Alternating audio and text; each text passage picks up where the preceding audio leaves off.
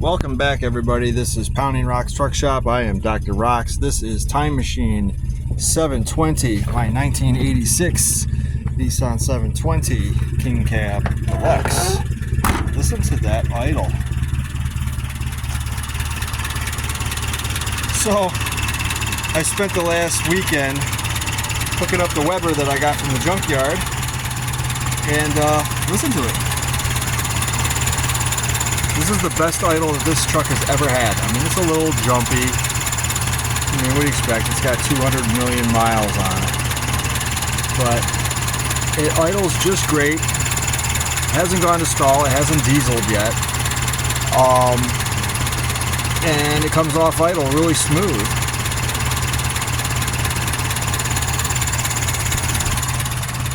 I'm pretty happy with that. That's great, because this thing used to idle at probably like, I would say like almost 1,000 with the old one. The old one was junk. I'll show it to you here.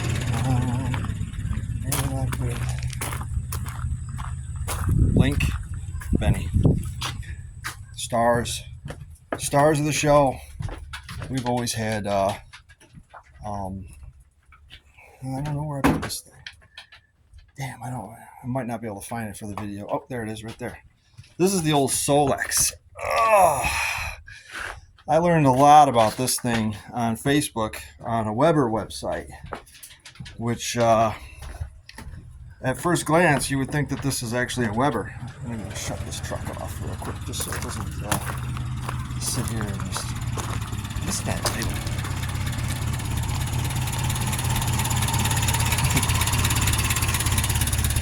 It's just purring.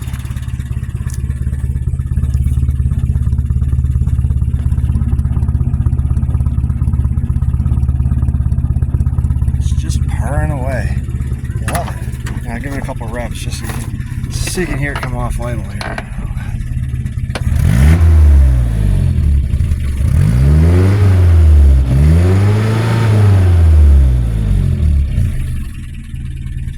It's right back down to a nice steady idle. I'm going to shut it off, see if it diesels.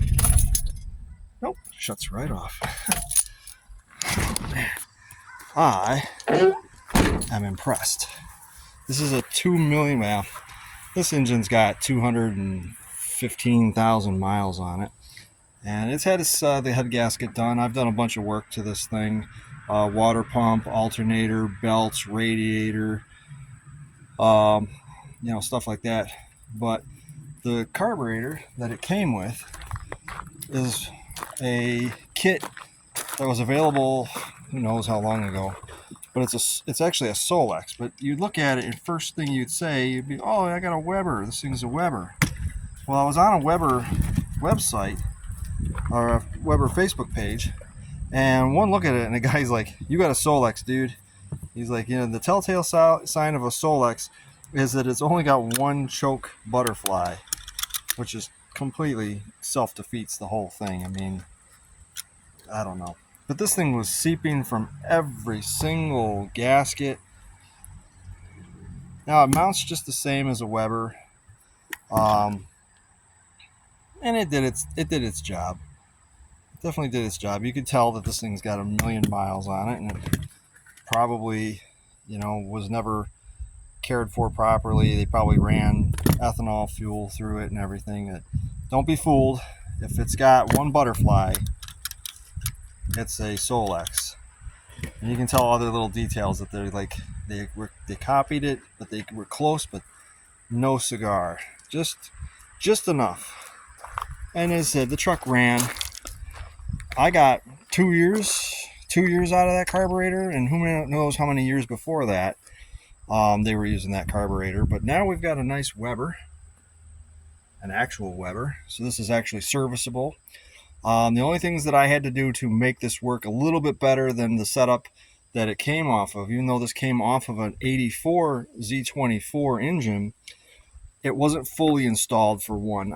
I don't know if the guy ever ran it. It doesn't look like it was ever run, but the fuel inlet port was on this side. I took that out and put it on this side because the angle at which you've got to twist the fuel line coming up between the manifold runners here was just too drastic. You'd have way too much of a kink in the hose.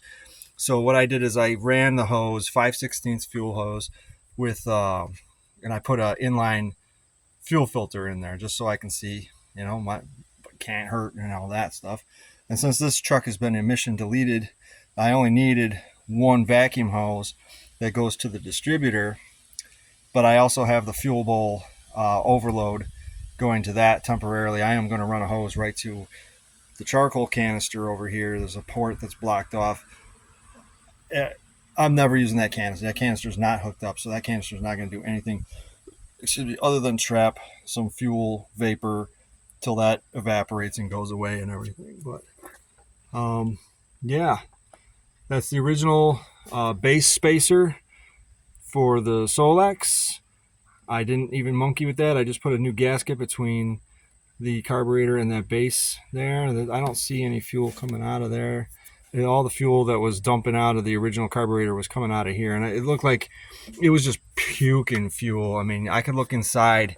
Once I pulled the carburetor off the manifold, I could look down in the runners, and it was just a puddle of fuel in there. And I'll explain why this thing was running like garbage, and it wouldn't run right unless I gave it all the beans, which meant the throttle plate was wide open. It was a combination of getting a ton of fuel and getting all the air that it could possibly get.